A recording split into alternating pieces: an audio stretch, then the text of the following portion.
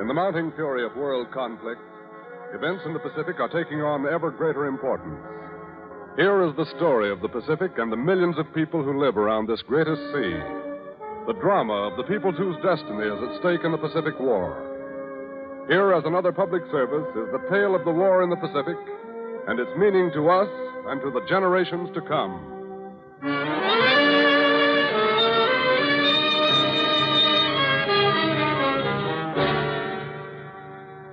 General Tojo, the Razor.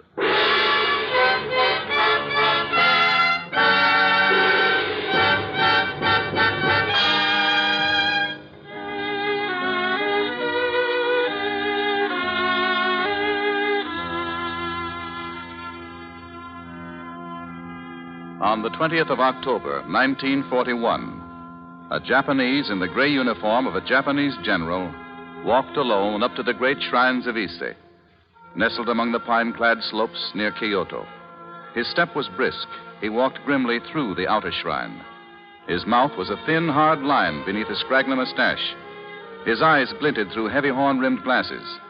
He walked into the inner shrine, dedicated to the Sun Goddess, the ancestress of the imperial family of Japan. Before one of the three sacred treasures, the mirror, he knelt in silence.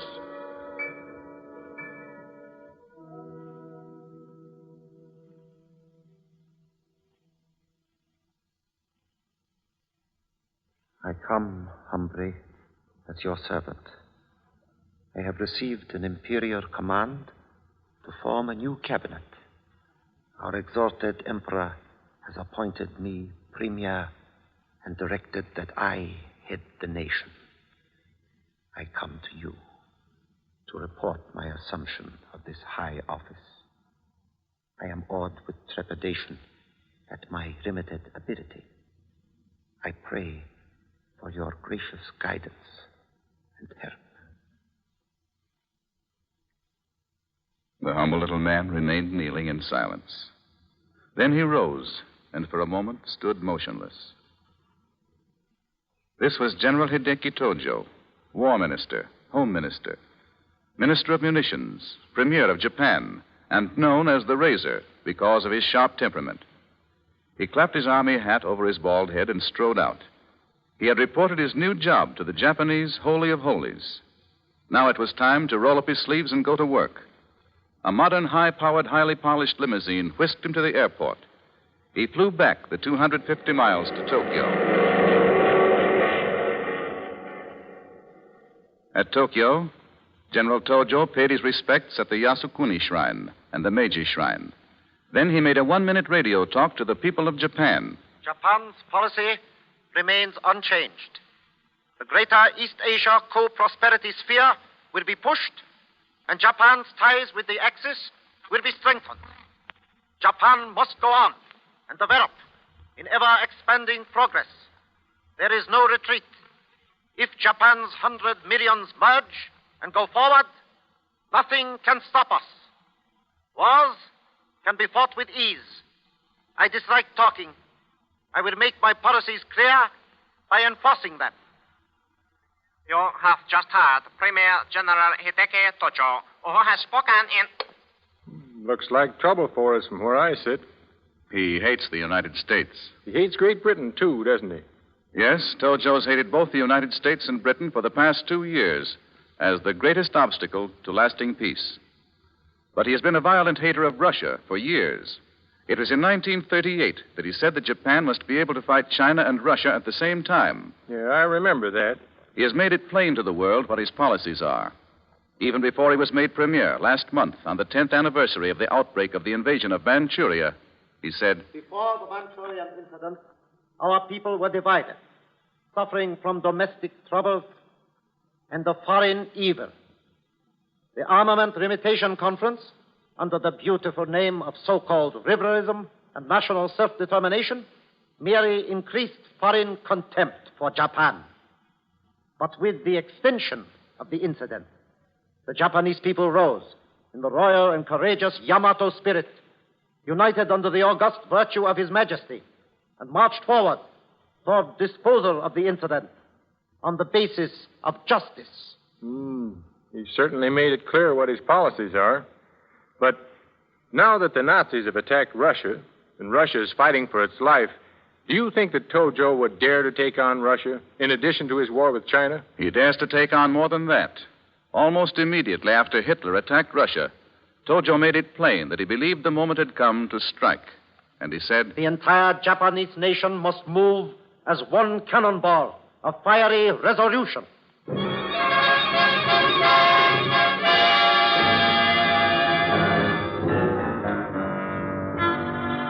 Tojo's attitudes are rooted deep. His father was a lieutenant general in the Emperor's army. Young Hideki graduated from the Imperial Military Academy in 1905, just at the time Japan won a crushing victory over Russia. The Japanese were drunk with pride, and in this atmosphere, Hideki Tojo sprouted his military wings. With other young officers, he frequented the Kaikosha, the military club in Tokyo, where they discussed their grievances.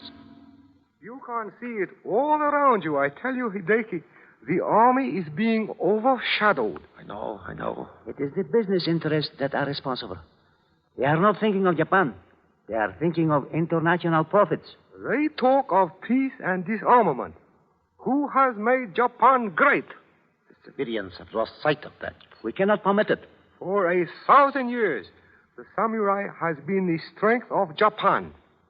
Shall we bow down now to the fat and self-seeking moneymakers? The military must be strong. The military can be no stronger than its people. What do you mean by that, Hideki? Yes. I know the meaning of poverty and what it does to the people. Are you suggesting, Hideki, that this civilian business be encouraged? Not at all. I was born on the bleak plains far in the north, where there is little food. I have seen haggard men and women struggling for the food to live, and I have seen half-starved babies.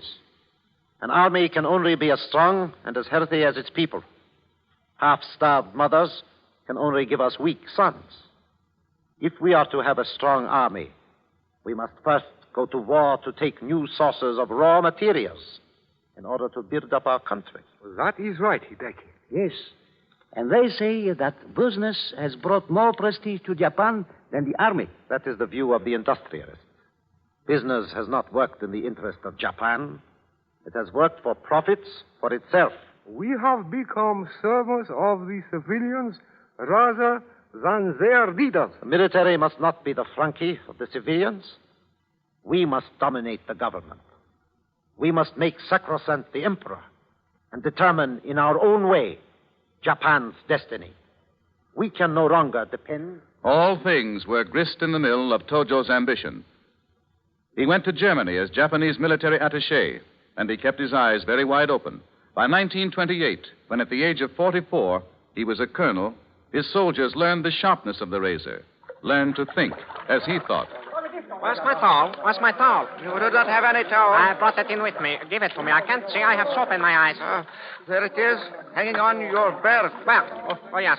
Hurry and get through here. I must get washed up. Just a minute. I'm not through yet. Assembly is going to sound in a few minutes. Yes, and the new colonel may be here. Has anybody seen Colonel Tojo yet? He's going to take command at the inspection this afternoon. Attention!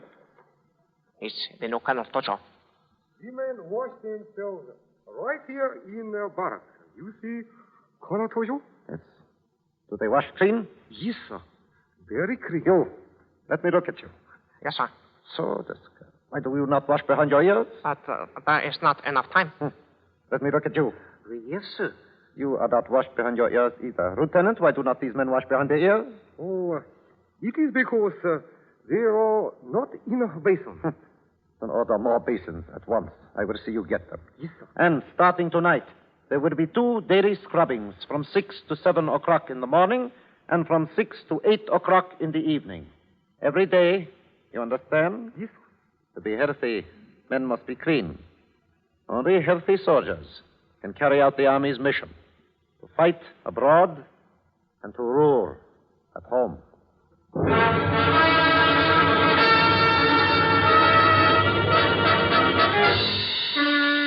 Tojo's 1st Infantry Regiment was well scrubbed and well trained. Then, with the invasion of Manchuria, he was made Chief of Mobilization. Step by step, he was moving upward. 4 years later, as chief of the Military Investigation Bureau, he was the Heinrich Himmler of the Japanese Army. In this post, he enjoyed the affection that a Gestapo spy enjoys. And around him there came to be an aura of sinister danger.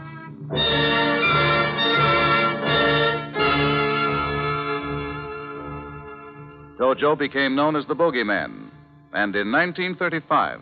Do you suppose the assassination of General Nagata will be a great shock to Tojo? No. They say he approves of it. He was in the conspiracy? It is not necessary to assume that. But according to custom, he has resigned from the War Department. Oh. Already? General Nagata is hardly cold. Tojo understands procedure very well. He is already appointed head of the military gendarmerie of the Guangdong Army in Manchukuo. Then he will continue in the same capacity as head of the secret police. His talents and his experience are far too important to the army not to be used to advantage. They say that he will take over the Red Brick headquarters in Mukden. The Bogeyman went to Manchukuo.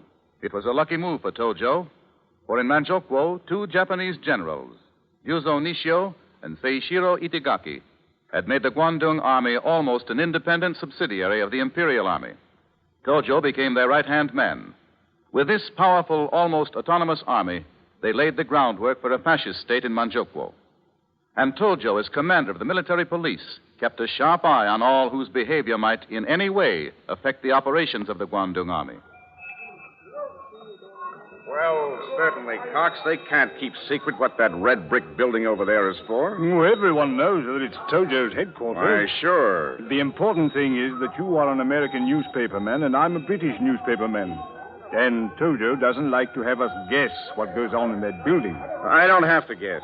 Everyone knows that he's constantly checking up on the loyalty of the officers of the Guangdong Army and that he keeps records there on everyone. It's probably just as well not to talk too much about it.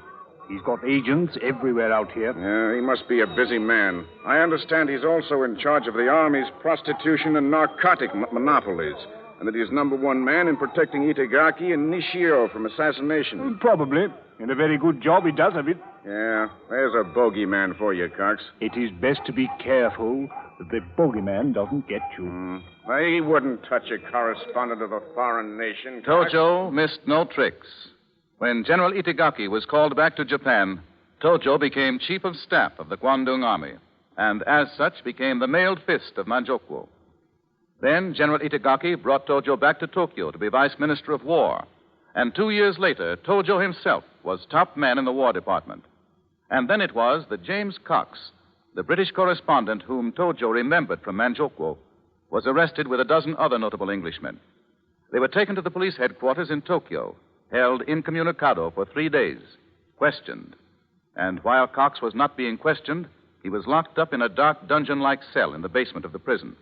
The ceiling was so low that he could not stand up. Then, one day, a Japanese brought a message about Cox to his American newspaperman friend. You are acquainted with James Cox? Yes, we've been newspapermen together for years.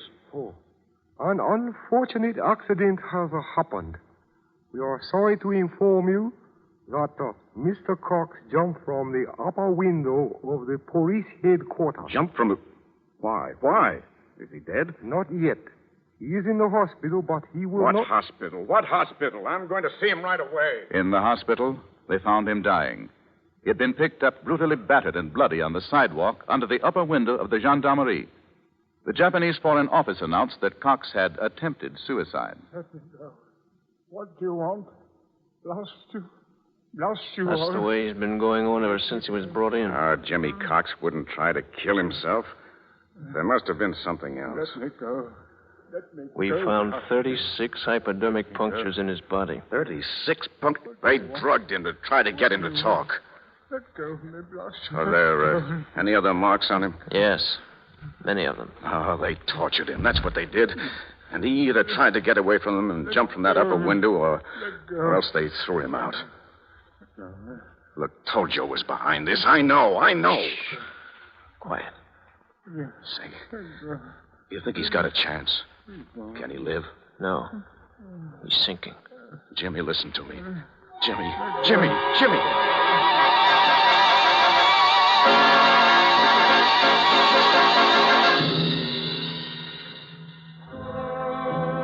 Before the Razor became War Minister, he was made Chief of the Army Air Force.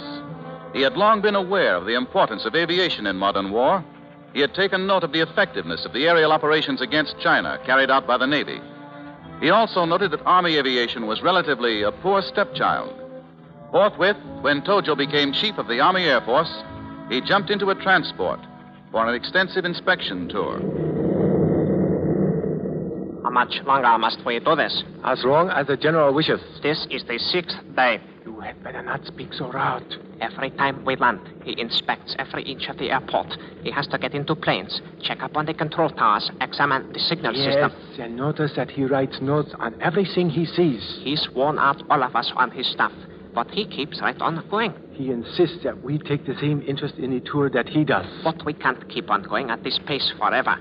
I've been worn out since the 4th day. The general is not tired. I don't see the sense of visiting every airbase like this. Tojo does. We've flown all over Japan, and here we are in Formosa.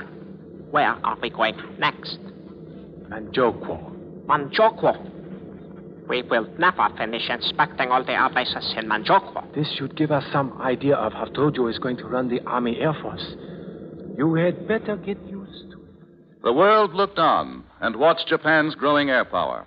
Warplanes began to roll off the assembly lines. Pilots were trained, bombardiers, navigators, gunners. Parachute units were organized. And the day Tojo became War Minister in July 1940, he called his staff together and said, "There is no use wasting precious time thinking and arguing. Put your decisions into practice at once. Work fast. Also, if we are to have a strong army, we must have healthy soldiers. Starting today, you members of my staff will spend half of your noon hour doing exercises. And orderly, Yes, sir. send out this general order. Yes, sir. To all personnel, you are to stop disagreeing on fundamental issues of politics. If you cannot argue it out with your company commander, take it to your regiment commander. If you cannot argue it out with your regiment commander, take it up with me directly." Tojo was whipping his military machine into shape. He moved rapidly to streamline his army. France had fallen before the Nazis, and Tojo saw Japan's golden opportunity. The blitzkrieg methods of the Nazis were succeeding. Tojo acted at once. Little more than 2 months after he ascended to power, members of his military staff were in Berlin. Gathered around the table in the German chancellery were Adolf Hitler, Ambassador Suburo Kurusu, Ciano of Italy, and Joachim von Ribbentrop. Hitler glowered as the tripartite pact was read by von Ribbentrop. Japan recognizes and respects the leadership of Germany and Italy in the establishment of a new order in Europe. Germany and Italy recognize and respect the leadership of Japan in the establishment of a new order in Greater East Asia. Germany, Italy, and Japan will assist one another if one of the three contracting powers is attacked by a power at present not involved in the European war or the Chinese-Japanese conflict. We affirm that the aforesaid terms do not... The alliance against the United States was signed by Ribbentrop, Ciano, and Kurusu. Then, in the austere presence of his Führer, Ribbentrop squared his jaw and added an epilogue as commentary. The pact is a military alliance between three of the mightiest states on earth. It is to help to bring peace to the world. Any state, should it harbor intention of mixing in the final phase of the solution of these problems in Europe or Eastern Asia, or attacking one state signatory, will have to fight the entire concentrated might of three nations with more than 250 million inhabitants.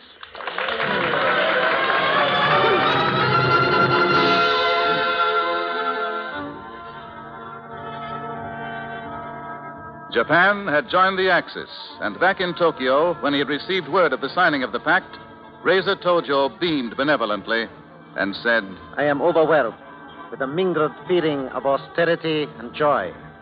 I rejoice that we can now go forward with renewed strength toward Japan's fixed goal in world affairs."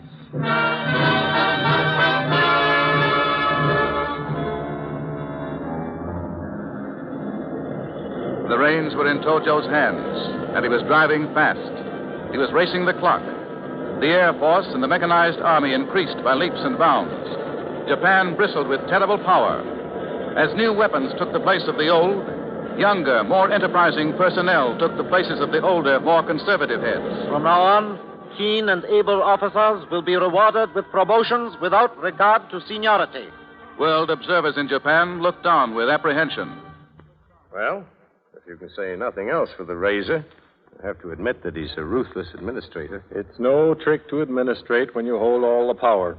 You mean that Tojo has silent partners? He's a member of the Black Dragon Society. Well, yes. And you've never heard of any Japanese being executed for killing anyone for patriotic reasons, have you? Well, if Tojo's operating on that basis, it's funny that Premier Kanoya hasn't been bumped off. Kanoya is a weak sister to Tojo. Premier Kanoya is of royal blood. He's a prince. No assassination squad's going to touch him.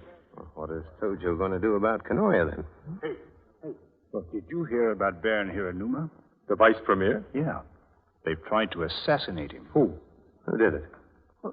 Who did it? Who do you think? They tried to shoot him twice, but the old man escaped both times. Did they catch the assassins? He was a Shinto priest hired by the army. They got him down to the police station now. And the Shinto priest is giving the cops a sermon on patriotism. What about Kanoya? He's resigned. Kanoya's out? Mm-hmm. That means the new cabinet. And it looks awfully like the Razor to me. Great. They can't shoot the prince, so they try to assassinate the vice premier. Tojo was in. Now he was premier, war minister, and home minister. He made his pilgrimage to the shrine of the goddess Ise, at the Meiji shrine, to the Asukuni shrine. Now he rolled up his sleeves. He had his army ready. He had control of the government.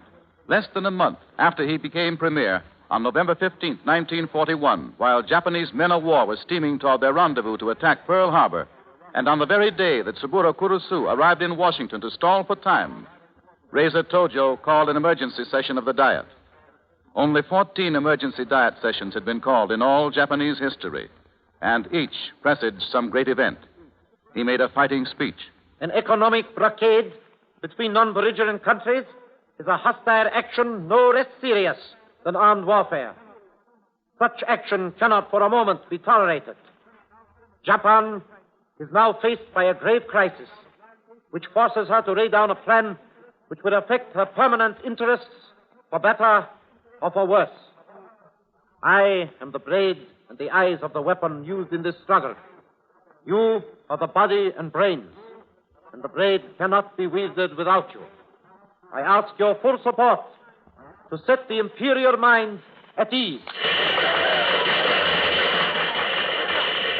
It took days for the Japanese aircraft carriers to reach their destination in the Carolines. Meantime, peace envoy Kurusu and Ambassador Nomura, as Tojo's instruments in Washington, were parrying with Secretary of State Cordell Hull. In these weeks, the Razor was making last preparations for the blow-off. General Tojo, we have received word by radio from our aircraft carriers. They have arrived at the rendezvous, and they are in position for operations. Confirm the order. The order will be executed as planned. Yes, sir. Tojo sat in Tokyo and pulled the strings. The Japanese had long known the sharpness of the Razor.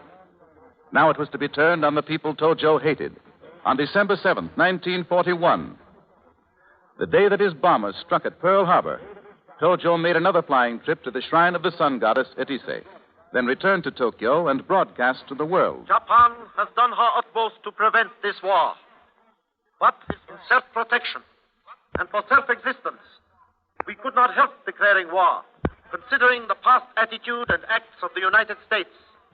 The rise or fall of East Asia depends on this fight. We ask your cooperation.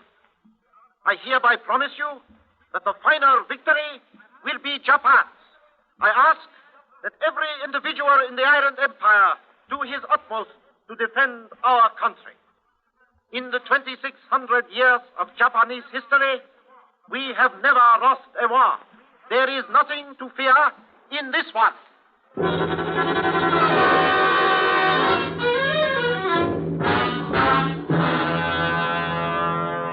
This was the blow-off. Tojo had worked toward this climactic moment since he was a youth. Now it was here. Now he had taken his people into war, and now he had to deliver. The cutting personality of the razor became sharper than ever before, and he grimly knuckled down to his task.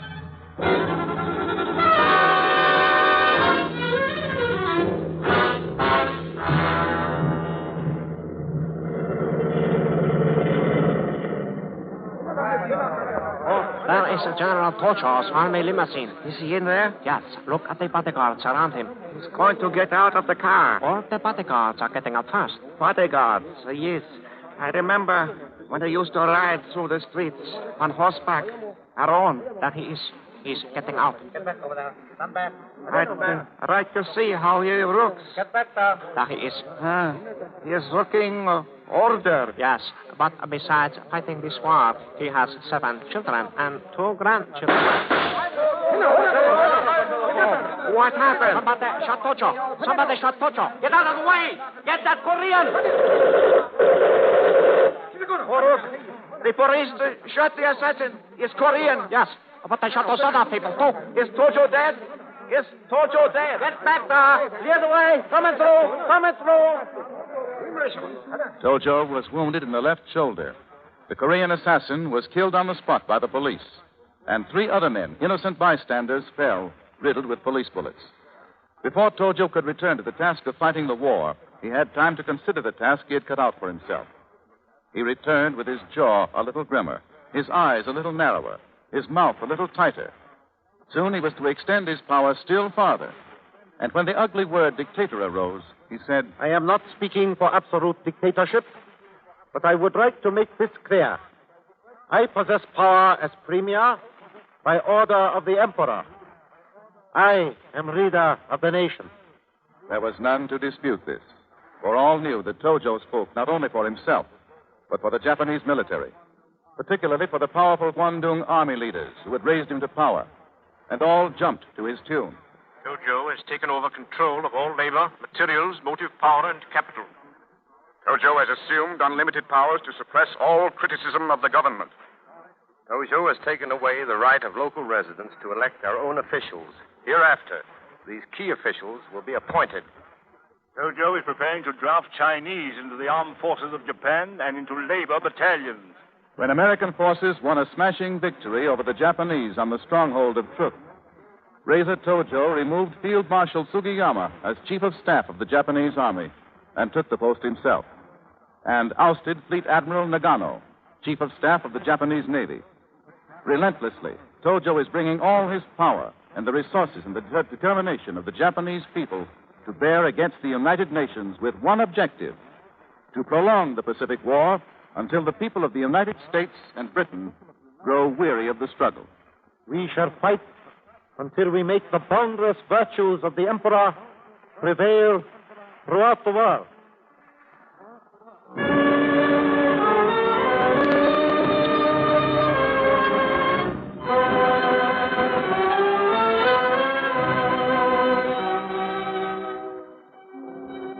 You have been listening to The Pacific Story, presented by the National Broadcasting Company and its affiliated independent stations as a public service to clarify events in the Pacific and to make understandable the cross currents of life in the Pacific Basin. For a reprint of this Pacific Story program, send 10 cents in stamps or coin to University of California Press, Berkeley, California. We repeat, send 10 cents in stamps or coin to University of California Press, Berkeley, California.